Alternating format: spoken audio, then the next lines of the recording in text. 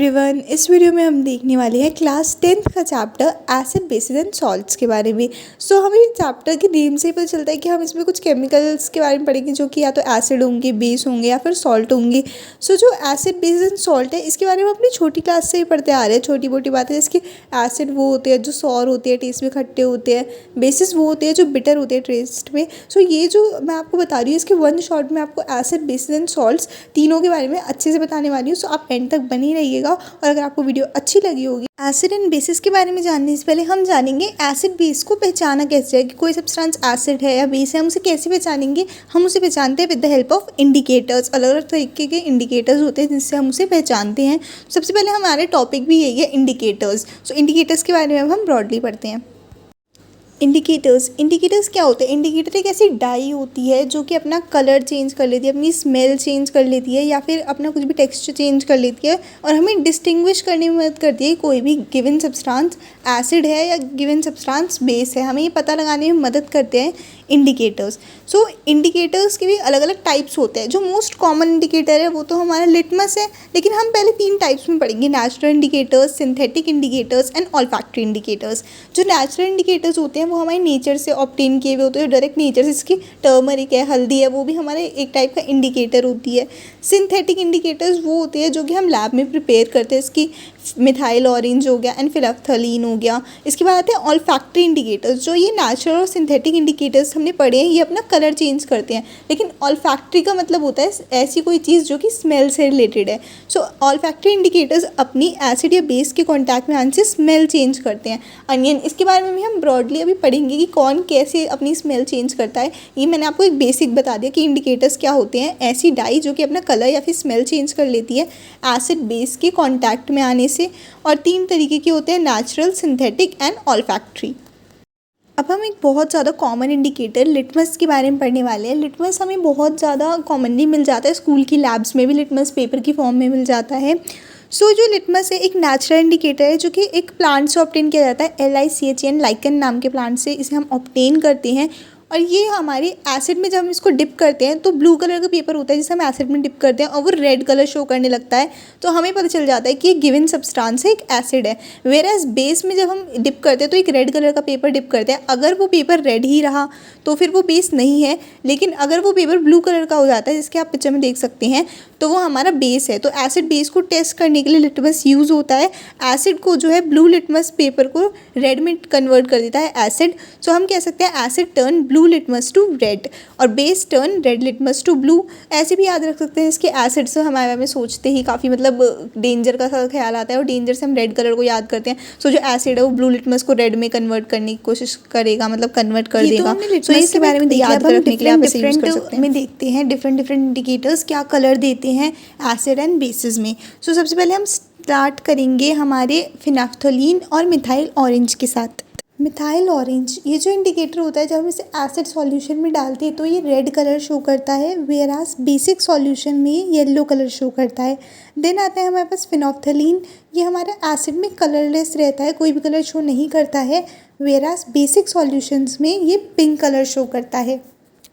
इसके अलावा हमारे इंडिकेटर्स होते हैं turmeric, red cabbage, vanilla extract और अनियन। जो टर्मरिक और रेड कैबेज है वो हमारे नेचुरल इंडिकेटर्स हैं। जो टर्मरिक होती है वो हम पता है बेसिक सॉल्यूशंस में रेड ब्राउन कलर देती है। इसके हमारे क्लोथ्स पे भी जब कभी टर्मरिक गिर जाती है उस पर सोप लगाते ही हमारी वो रेड ब्राउन कलर का हो जाता है, क्योंकि सोप बेसिक होता है नेचर में। रेड कैबेज जो होती है रेड होती है एसिड में और ग्रीन होती है बेस में। वनीला एक्सट्रैक्ट और अनियन मतलब प्याज जो होती है उसके अंदर से एक स्मेल आती है, उसकी करेक्टरिस्टिक स्मेल है कि हम पता चल जाता है प्याज की स्मेल है।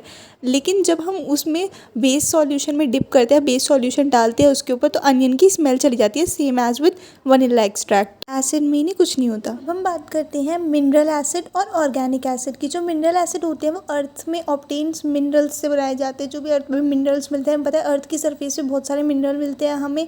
उनसे मदद से जो लैब में प्रिपेयर किए जाते हैं उन्हें हम मिनरल एसिड कहते हैं। वेयरएज ऑर्गेनिक एसिड वो होते हैं जो नेचुरली ऑकरिंग होते हैं। इसकी कोई प्लांट में और एनिमल में जो एसिड्स हैं वो हमारे ऑर्गेनिक एसिड होते हैं। इसके हमारा जो फ्रूट होता है ऑरेंज, वो खट्टा होता है टेस्ट में, हमें पता है एसिड भी खट्टा होता है टेस्ट में। सो ऑरेंज के अंदर एक ऑर्गेनिक एसिड होता है, यानी कि खाने लायक एसिड होता है। मिनरल एसिड के बारे में हमने पढ़ा कि मिनरल एसिड वो होते हैं जो कि मिनरल्स से बनाए जाते हैं, अर्थ में ऑब्टेन, और लैब में बनाए जाते हैं, लेबोरेटरी में। सो हम 3 सबसे ज़्यादा स्ट्रॉन्ग मिनरल एसिड के बारे में जानते हैं। पहले सबसे ज़्यादा स्ट्रॉन्ग होता है हमारा hydrochloric acid, then sulphuric acid और फिर नाइट्रिक एसिड। इसे हम ऐसे याद रख सकते हैं HSN, हसन, जिसका नेम होता है ना हसन, वैसे, यानी कि H से सबसे पहले हाइड्रोक्लोरिक एसिड, S से सल्फ्यूरिक एसिड और N से हमारा नाइट्रिक एसिड। सो ये तीनों बहुत स्ट्रॉन्ग होते हैं, बहुत ज़्यादा स्ट्रॉन्ग हमारे होते हैं मिनरल एसिड्स। इसके अलावा वीक मिनरल एसिड्स भी होते हैं, जिसके हमारा एसिटिक एसिड, इथेनोइक एसिड जिसे हम बोलते हैं, formic acid, citric acid, tartaric acid और कार्बोनिक एसिड। ये मिनरल होते हैं, लेकिन ये उतनी ज़्यादा हार्मफुल नहीं होती हैं।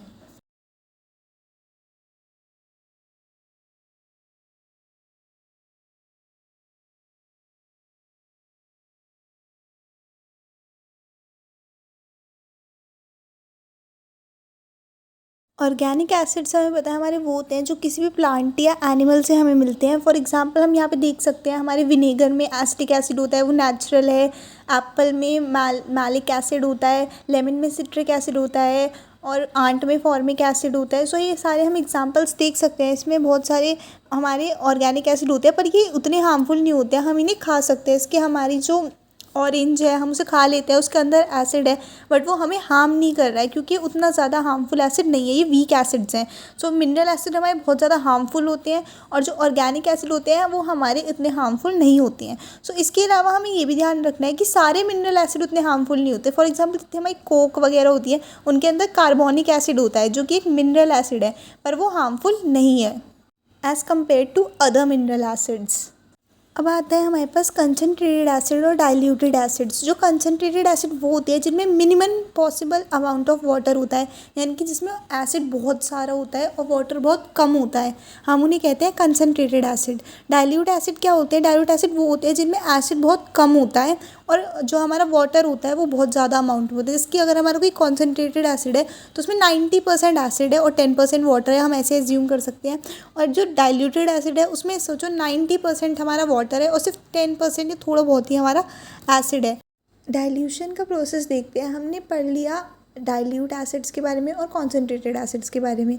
अब जो हमारे कॉन्सनट्रेटेड एसिड होते हैं, अगर हमारे पास कोई कॉन्सनट्रेटेड एसिड है तो हम उसे डाइल्यूट कैसे कर सकते हैं, हम देखते हैं।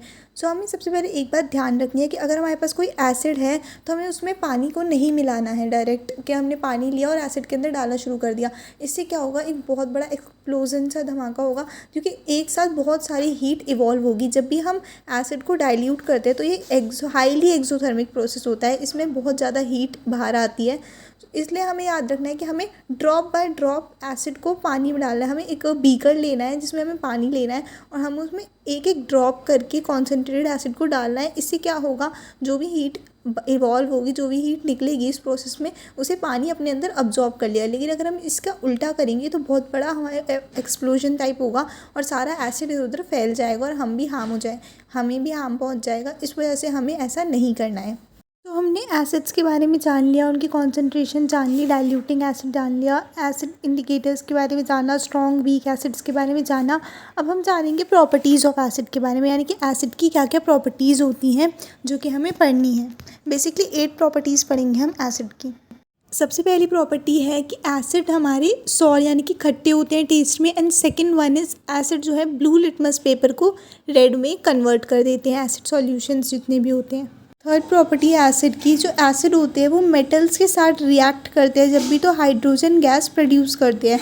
एग्जांपल के लिए हम देखते हैं जो हमारा जिंक है, एक मेटल है, जब उसे H2SO4 यानी कि सल्फ्यूरिक एसिड के साथ रिएक्ट कराएंगे तो वो हमारा ZnSO4 यानी कि जिंक सल्फेट और H2 हमारी हाइड्रोजन गैस प्रोड्यूस करे। इसे हम देखते हैं अच्छे से। Reaction of acid with metals का एग्जांपल हमने कहा कि जब जिंक मेटल और सल्फ्यूरिक एसिड हमारा रिएक्ट करेगा तो हमारा जिंक सल्फेट और हाइड्रोजन गैस बनेगी। तो जो हमारा जिंक है उसकी वैलेंसी हमारी 2 होती है और H2SO4 में SO4 की वैलेंसी भी 2 होती है, तो इन्हें हमने क्रॉस करा के ZnSO4 बना लिया और साथ में हमारी इवॉल्व हुई हाइड्रोजन गैस। ऐसे हम किसी भी मेटल के साथ जब भी एसिड को रिएक्ट कराते हैं सो हमारा सॉल्ट तो बनता है, इसके साथ में एक हाइड्रोजन गैस ज़रूर इवॉल्व होती है। सो ये हमारी करेक्टरिस्टिक प्रॉपर्टी हो गई reaction of acid with metals. Next है हमारा reaction of acids with metal carbonates and metal hydrogen carbonate. So ये हमारा सोडियम मेटल है, इसका कार्बोनेट बनाया हमने, कार्बोनेट की भी वैलेंसी 2 होती है। सो हमारा जो सोडियम कार्बोनेट बना है इसको हम रिएक्ट कराएंगे हाइड्रोक्लोरिक एसिड के साथ। सो जब भी मेटल कार्बोनेट या मेटल हाइड्रोजन कार्बोनेट भी एसिड के साथ रिएक्ट करते हैं सो हमारा सॉल्ट के तो बनता है और वाटर भी बनता है, इसके साथ कार्बन डाइऑक्साइड गैस प्रोड्यूस होती है। ये हमें याद रखना है हमेशा, जब भी कोई भी मेटल कार्बोनेट या मेटल हाइड्रोजन कार्बोनेट हमें एसिड के साथ रिएक्ट कराना होगा तो हमारे रिजल्ट में CO2 गैस ज़रूर आएगी। यहाँ पे भी हम देख सकते हैं सोडियम कार्बोनेट में हाइड्रोक्लोरिक एसिड डाल के सोडियम क्लोराइड, कार्बन डाइऑक्साइड और हमारा वाटर बना है। सिमिलरली इसमें भी सोडियम हाइड्रोजन कार्बोनेट में एसिड की रिएक्शन करा के सोडियम क्लोराइड, कार्बन डाइऑक्साइड और वाटर बना है। सो ये हमारी दोनों रिएक्शंस हमने कंप्लीट कर ली। नेक्स्ट है हमारा पॉइंट, जब एसिड और बेस एक दूसरे से रिएक्ट करते हैं तो वो सॉल्ट एंड वाटर फॉर्म करते हैं। इसे हम न्यूट्रलाइजेशन रिएक्शन भी बोलते हैं, क्योंकि एसिड जो होता है अपने एसिडिक नेचर का होता है और बेस बेसिक नेचर के होते हैं। तो जब ये दोनों मिल जाते हैं तो एसिड बेसिस दोनों तरीके का नेचर डिस्ट्रॉय हो जाता है और वो दोनों न्यूट्रल हो जाते हैं। इसलिए एग्जाम्पल से समझते हैं हमारी न्यूट्रलाइजेशन रिएक्शन क्या होती है। जब एक एसिड और एक बेस मिलके सॉल्ट और वाटर बना लेते हैं, मैंने आपको बताया वो न्यूट्रलाइजेशन रिएक्शन होती है।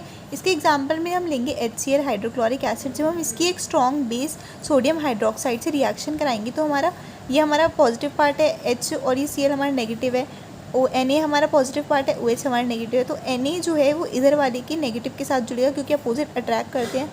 हमारा NaCl सोडियम क्लोराइड और H पॉजिटिव और OH नेगेटिव एक साथ जुड़ के वाटर बना लेंगे। ये हमारा एक रिएक्शन होती है जिसको हम न्यूट्रलाइजेशन रिएक्शन बोलते हैं, या फिर हम बोलते हैं एसिड और बेस मिलके एक दूसरे को न्यूट्रलाइज कर रहे हैं और सॉल्ट और वाटर बना रहे हैं। नेक्स्ट प्रॉपर्टी है एसिड की, जब एसिड रिएक्ट करते हैं मेटल ऑक्साइड से तब भी वो सॉल्ट एंड वाटर बनाते हैं। हमने पढ़ा एसिड बेस भी सॉल्ट वाटर बनाते हैं, लेकिन जब एसिड किसी भी मेटल के ऑक्साइड से रिएक्ट करते हैं तो वो सॉल्ट और वाटर बनाते हैं, क्योंकि जो मेटल ऑक्साइड होता है उसका नेचर भी बेसिक होता है। इसी वजह से एसिड जब मेटल ऑक्साइड के साथ रिएक्ट करते हैं तब भी वो सॉल्ट एंड वाटर ही बनाते हैं। एग्जाम्पल देख लेंगे। रिएक्शन देखते हैं मेटल ऑक्साइड की एसिड के साथ। मैंने आपको बताया जो मेटल ऑक्साइड होते हैं वो एसिड के साथ सॉल्ट और वाटर बनाते हैं। सो हमारा मेटल ऑक्साइड क्या होता है, एक मेटल हो और उसके ऑक्सीजन के साथ रिएक्शन, जिसके हमारे पास Cu था। सो Cu की वैलेंसी 2 होती है, ऑक्सीजन की वैलेंसी भी 2 होती है। तो मिलके इन दोनों ने क्या बना लिया, CuO यानी कि कॉपर ऑक्साइड। कॉपर मेटल है, सो ये मेटल ऑक्साइड है एक टाइप का। इसके हमने हाइड्रोक्लोरिक एसिड के साथ रिएक्शन कराई है।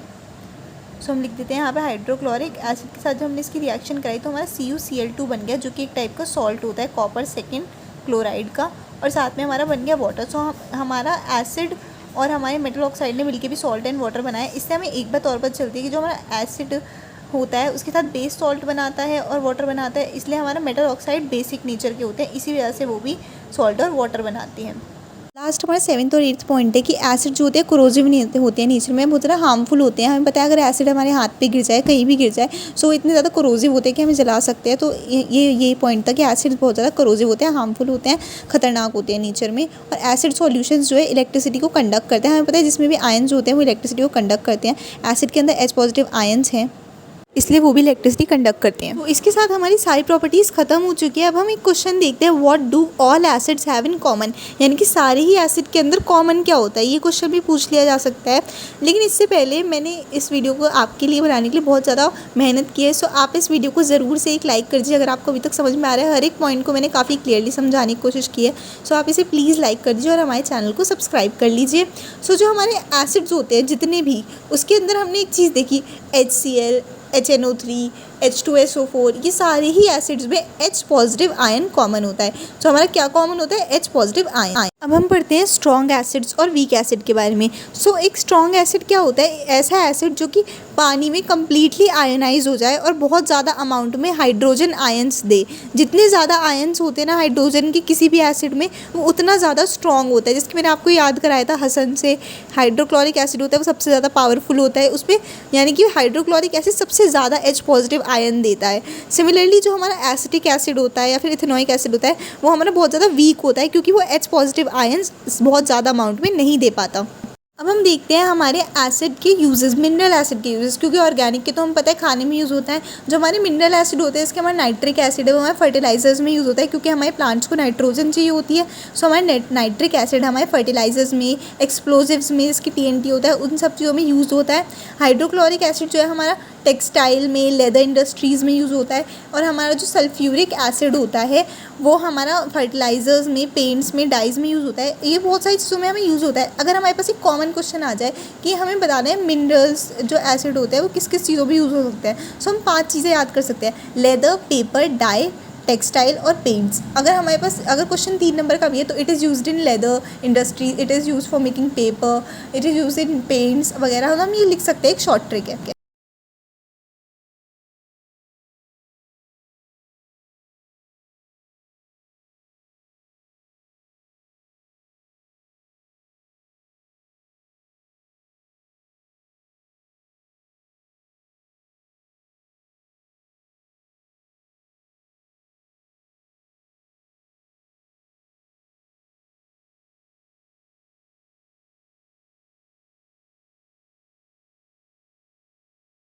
जो हमारी बेसिस होते हैं उनकी सारी केमिकल प्रॉपर्टीज़ एसिड के अपोजिट होती है, क्योंकि हमने पढ़ा है एसिड बेस मिलके एक दूसरे को न्यूट्रलाइज कर देते हैं।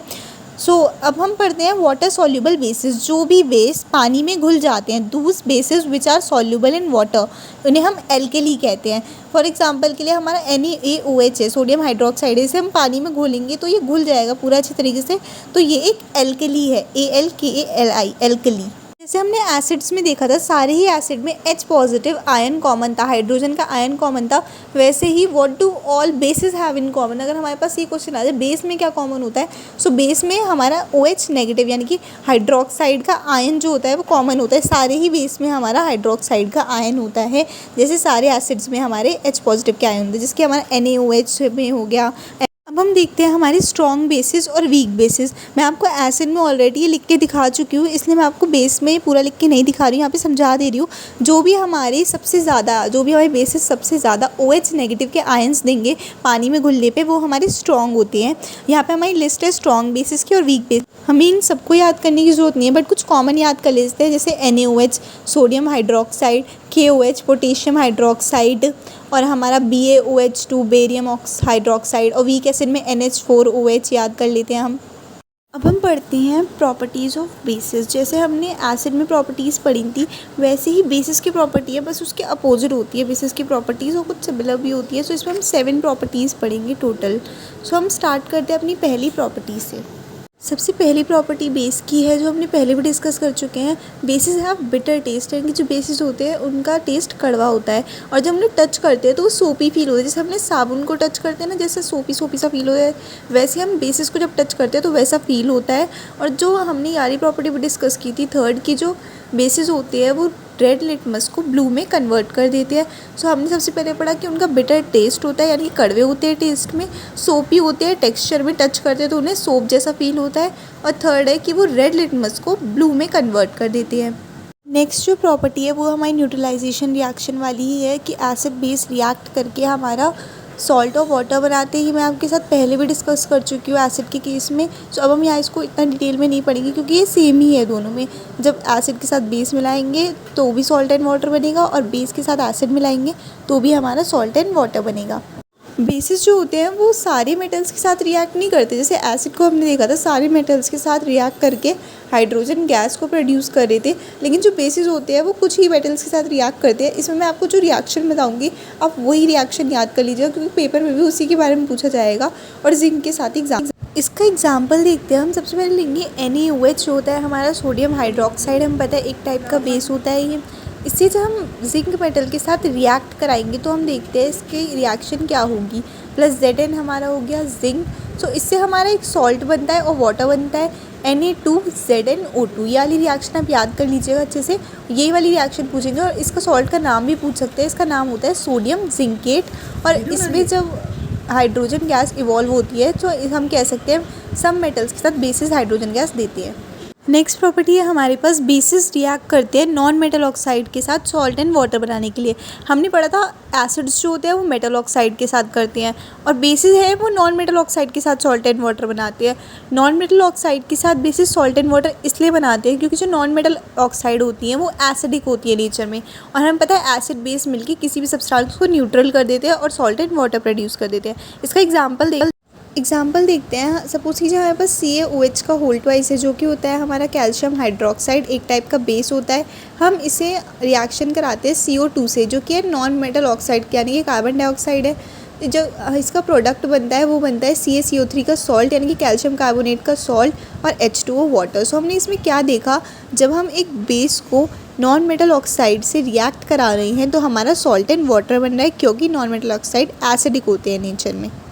बेसिस की लास्ट प्रॉपर्टी देखते हैं। बेसिस इलेक्ट्रिसिटी को कंडक्ट करते हैं क्योंकि उनमें OH नेगेटिव का आयन होता है।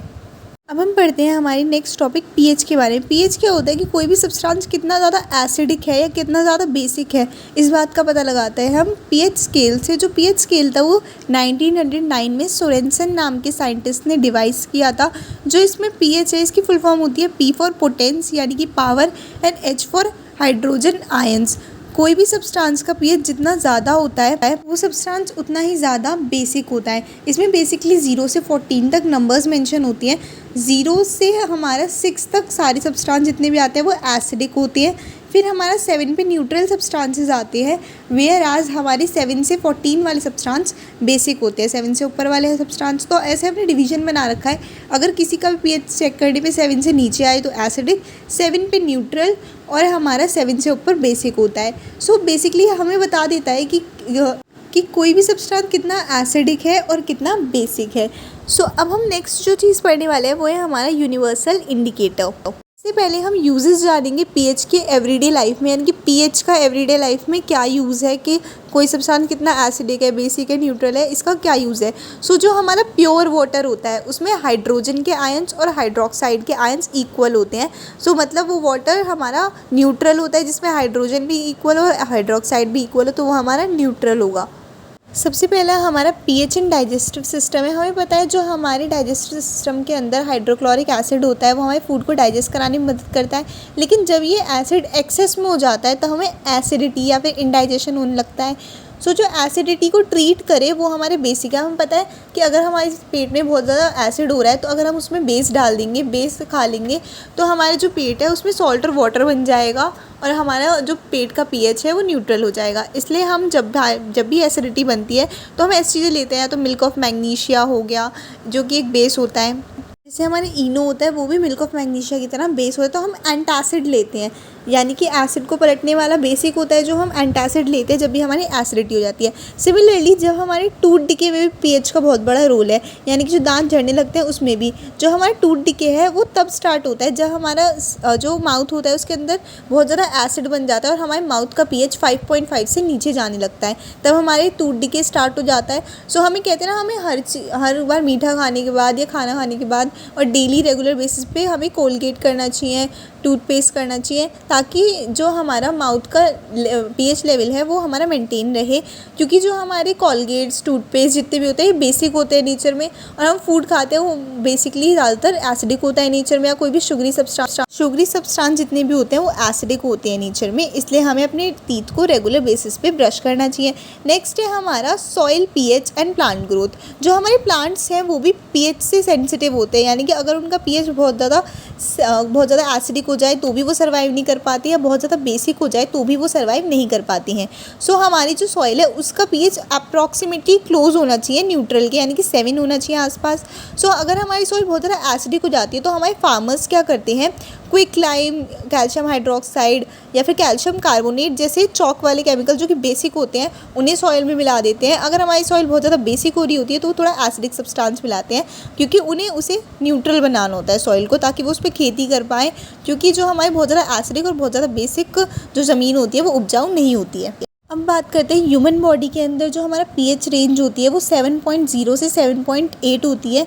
इसके अलावा हमारी बॉडी अच्छे से फंक्शन नहीं कर पाती अगर वो 7.0 से नीचे जाती है या 7.8 से ऊपर जाती है। सो हमारी बॉडी की रेंज भी डिफाइंड है। बीज और वास्प होते हैं, यानी कि मधुमक्खी और ततैये, वो भी अपने सेल्फ डिफेंस के लिए, खुद को बचाने के लिए पीएच का यूज़ करते हैं। कैसे, वो हमें पता है, अगर हम उनके पास जाते हैं तो हमें काट लेते हैं, हमें डंक मार देते हैं, जिससे वो हमारी बॉडी में एक टाइप का एसिड रिलीज़ कर देते हैं। जो बीज होती है वो एसिड रिलीज़ करती है, जो वास्प होते हैं वो बेस रिलीज़ कर देते हैं हमारी बॉडी में, जिससे हमें बर्निंग होने लगती है। नेक्स्ट है हमारा needle plant and dog plant. Needle एक टाइप का प्लांट होता है जिसकी जो लीव्स होती है अगर आप उसे टच करोगे तो वो हमारे अंदर मिथेनॉइक एसिड डाल देती हैं। ये वही एसिड है जो आंट्स भी हमारे अंदर डाल देती हैं जब हमें काट लेती है तो मिथेनॉइक एसिड इंजेक्ट करती है। सो ये प्लांट भी मिथेनॉइक एसिड हमारी बॉडी के अंदर इंजेक्ट कर देता है। लेकिन इसका हमारे पास एक तोड़ भी होता है। इसके पीछे ही आप पिक्चर में देख सकते हैं डॉग प्लांट।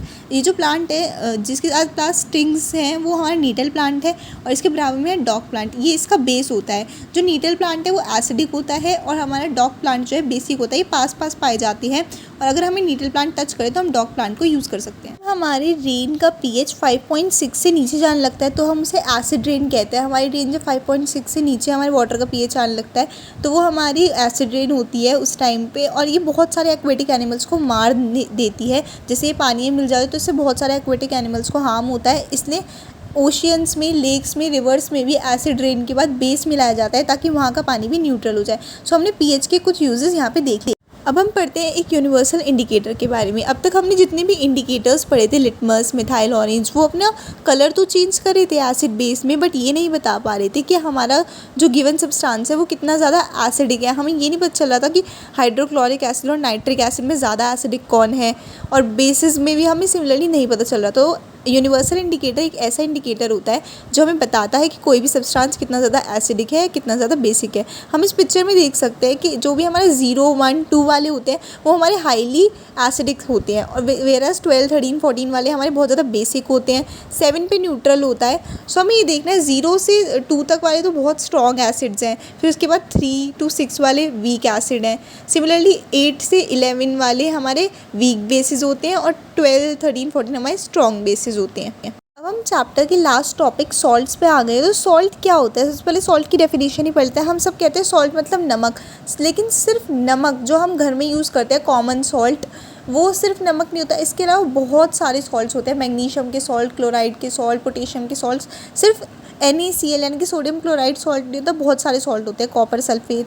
सो अब हम इसकी डेफिनेशन बोले तो salt are formed when acids react with bases. हमने पढ़ा था जब एसिड और बेस रिएक्ट कर रहे थे तो हम देख रहे थे अलग अलग सॉल्ट बन रहे थे।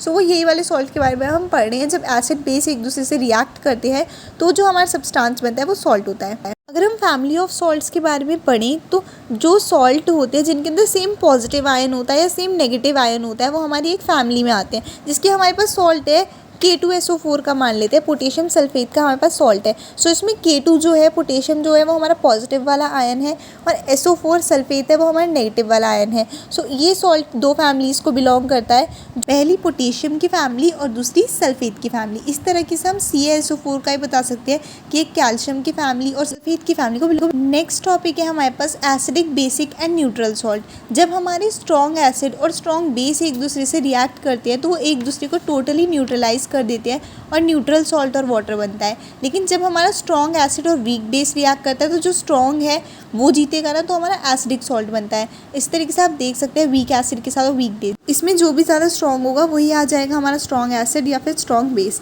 सो अब हम देखते हैं pH ऑफ सॉल्ट्स। हमने पहले ही पढ़ा है जो सॉल्ट है, जो न्यूट्रल सॉल्ट है उसका pH एग्जैक्ट 7 होता है। सो हमारा pH जो होता है सॉल्ट का वो 7 होता है न्यूट्रल सॉल्ट्स का, और ये जो होता है ग्रीन कलर देते हैं यूनिवर्सल इंडिकेटर्स पे। चैप्टर में हम 5 सॉल्ट्स के बारे में पढ़ेंगे, common salt, washing soda, baking powder, bleaching powder and plaster of Paris. एक एक करके इन सब के बारे में देखते हैं, इनकी फॉर्मेशंस देखते हैं। कॉमन सॉल्ट का अनदर नेम होता है हमारा केमिकल नेम सोडियम क्लोराइड। इसकी फॉर्मेशन देखते हैं। सबसे पहले हम इसकी फॉर्मेशन के लिए NaOH लेंगे जो हमारा सोडियम हाइड्रोक्साइड होता है, हमें पता है। हम इसमें HCl मिलाएंगे, हाइड्रोक्लोरिक एसिड।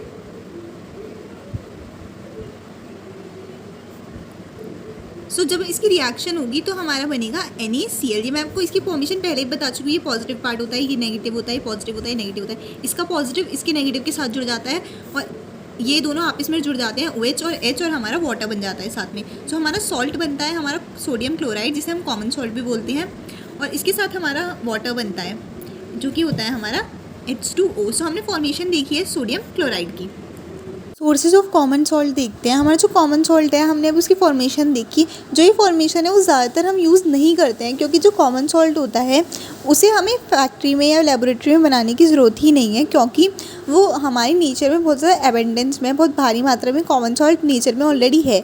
2 फॉर्म्स में मिलता है हमें, एक तो सी वाटर से और एक अंडरग्राउंड डिपॉजिट से। सी वाटर से हम पता है हम इवेपोरेशन के प्रोसेस से सी सॉल्ट को बाहर निकाल लेते हैं। हमें पता है पानी को उड़ा के भाप बना के उसमें से हम समुद्र में से अपना नमक बना लेते हैं। और जो हमारा सेंधा नमक होता है, रॉक सॉल्ट, वो हमें अंडरग्राउंड डिपॉजिट्स में मिलता है। जो नदियाँ, जो मतलब समुद्र बेसिकली जो सूख जाते हैं, वहाँ पे सॉल्ट इकट्ठा हो जाता है, जम जाता है वहाँ पे ज़मीनों के नीचे सॉल्ट, और वो निकालते हैं हम माइनिंग करके, वो हमारा रॉक सॉल्ट होता है।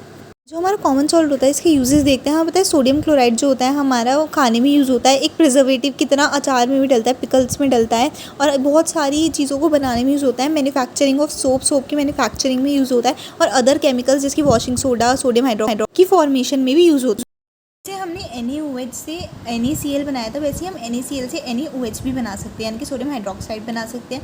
हमें करना क्या होगा, NaCl का एक्वस सॉल्यूशन लेना होगा। जो एक्वस सॉल्यूशन होता है NaCl का, उसको ब्राइन बोलते हैं। इसमें हमें वाटर के साथ इलेक्ट्रोलाइसिस करना होगा, यानी कि वाटर डाल के इसमें और इसकी इलेक्ट्रिसिटी पास करनी होगी इसमें से, तो हमारा NaOH बन जाएगा, सोडियम हाइड्रोक्साइड। साथ में बनेंगे हमारी क्लोरीन की गैस और हाइड्रोजन। ये हमारे तीनों प्रोडक्ट्स बहुत ज़्यादा यूज़फुल होते हैं। सो एक इंपॉर्टेंट रिएक्शन होती है। रिएक्शन ऑफ वॉशिंग सोडा देखते हैं, जिसका नाम होता है सोडियम कार्बोनेट डेकाहाइड्रेट। सबसे पहले हम क्या लेना है, NaCl सोडियम क्लोराइड, इसमें हम डालेंगे NH3 अमोनिया, फिर इसमें वाटर और कार्बन डाइऑक्साइड डाल के रिएक्शन होने देंगे। इसमें हमें बनेगा NaHCO3 सोडियम हाइड्रोजन कार्बोनेट और NH4Cl अमोनियम क्लोराइड। इस अमोनियम क्लोराइड को नहीं लेना है, हमें लेना है NaHCO3 को। यहाँ पे लेके इसको हमें हीट करना है, सोडियम हाइड्रोजन कार्बोनेट को, हमारा बनेगा Na2CO3 सोडियम कार्बोनेट, इसे हम सोडा ऐश भी बोलते हैं। साथ में CO2 और वाटर हमारा उड़ जाएगा। अब ये जो हमारा Na2CO3 है, जिसे हम सोडा ऐश बोलेंगे, अनहाइड्रस हो गया, क्योंकि यहाँ से वाटर उड़ गया इसमें से सूख के हीट की वजह से। फिर हम इसमें 10 मॉलिक्यूल्स डालेंगे वाटर के। ये हमारे इसके साथ रिएक्ट नहीं करेंगे, इसके ऊपर चिपक जाएंगे। इसके हमारा सोडा, वॉशिंग सोडा का मॉलिक्यूल होगा, उसके ऊपर ये चिपक जाएंगे 10 मॉलिक्यूल्स वाटर के। सो हम इसे बोलेंगे sodium carbonate decahydrate. Deka means 10, इसमें हाइड्रेटेड है, जो डेकाहाइड्रेट ही हमारा होता है वॉशिंग सोडा। जो हमने देख ली वॉशिंग सोडा की फॉर्मेशन, ये हमारे अलग अलग चीज़ों के लिए, बहुत सारी चीज़ों के लिए यूज़ होता है। जिसके हमारा मोस्ट कॉमन यूज़ हम डिटर्जेंट की तरह यूज़ होता है। सोडियम जो कंपाउंड्स होते हैं इसके बोरैक्स, उसकी फॉर्मेशन में यूज़ होता है। ग्लास, पेपर की फॉर्मेशन में यूज़ होता है। इसके अलावा ये ना एक इंपॉर्टेंट बात भी याद रखनी है कि हमें परमानेंट हार्डनेस ऑफ वाटर को सॉफ्ट करता है, वाटर के अंदर से परमानेंट हार्डनेस को रिमूव करता है washing soda. Formation of baking soda देखते हैं। जो बेकिंग सोडा होता है उसकी फॉर्मेशन में ज़्यादा याद करने की जरूरत है। जो हमने वॉशिंग सोडा की फर्स्ट लाइन दी वही इसकी फॉर्मेशन है। पहले हमने लिया था NaCl सोडियम क्लोराइड, इसमें डालते हैं हम NH3 अमोनिया, फिर हम ऐड करेंगे वाटर और कार्बन डाइऑक्साइड। इससे हमारा जो बना था NaHCO3 सोडियम हाइड्रोजन कार्बोनेट, यही हमारा बेकिंग सोडा होता है। और साथ में हमारा NH4Cl तो बनता ही है, अमोनियम क्लोराइड।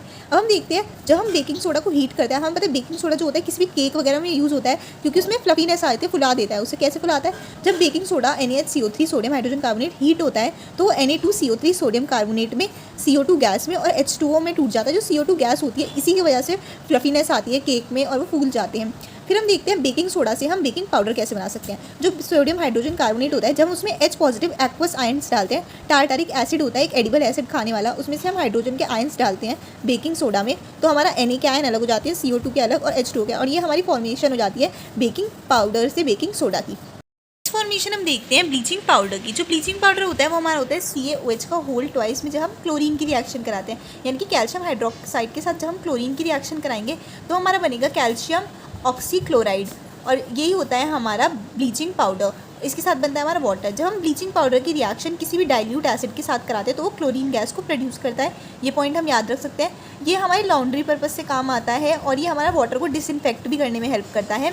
इसके यूज़ से हम क्लोरोफॉर्म को सॉल्व करते हैं हम इस चैप्टर, जो कि हमारा POP या फिर प्लास्टर ऑफ पेरिस। सबसे पहले जो एक टाइप की मिट्टी से बनता है जिसका नाम होता है जिप्सम, ही सबसे पहले पेरिस में पाई गई थी, इसलिए इसका नाम प्लास्टर ऑफ पेरिस रखा गया।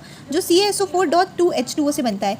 यहाँ पे क्या होता है, CaSO4.2H2O को जब हम 100 डिग्री सेल्सियस या फिर 373 केल्विन पे हीट करते हैं, सो उसमें से हाफ मॉलिक्यूल ऑफ वाटर जो है वो बचता है, और 1.5 मॉलिक्यूल ऑफ वाटर उड़ जाता है हीट करने की वजह से। हमें लेकिन 373 केल्विन से ऊपर या फिर 100 डिग्री सेल्सियस से ऊपर हीट नहीं करना है, वरना सारा मॉलिक्यूल उड़ जाएंगे वाटर के, और हमारा CaSO4.12H2O यानी कि कैल्शियम सल्फेट हेमीहाइड्रेट या फिर POP फॉर्म नहीं होगा। ये हमारी बहुत सारी चीज़ों में यूज़ होता है, जिसके ऑर्नामेंट्स या फिर सीलिंग्स के आसपास जो डिज़ाइन होते हैं उन्हें बनाने में, फ्रैक्चर्ड बोन को फिक्स करने में हॉस्पिटल्स में भी यूज़ होता है ये। सो इसमें क्या होता है, हमारा वाटर का मॉलिक्यूल तो हाफ नहीं हो सकता, कि 2 CaSO4 के मॉलिक्यूल्स के साथ एक वाटर का मॉलिक्यूल अटैच होता है, इसलिए हम इसे हाफ H2O लिखते हैं। सो इसके साथ हमारे सारे सॉल्ट्स भी कंप्लीट होते हैं। इसी के साथ हमारा ये चैप्टर कंप्लीट होता है, और होप आपको ये चैप्टर समझ में आया होगा। अगर आप सबको ये चैप्टर समझ में आया है तो do give it a big thumbs up, and अपने फ्रेंड्स के साथ भी शेयर कीजिएगा। आपका कोई भी डाउट हो आप कमेंट सेक्शन में पूछ सकते हैं। Thank you so much for watching.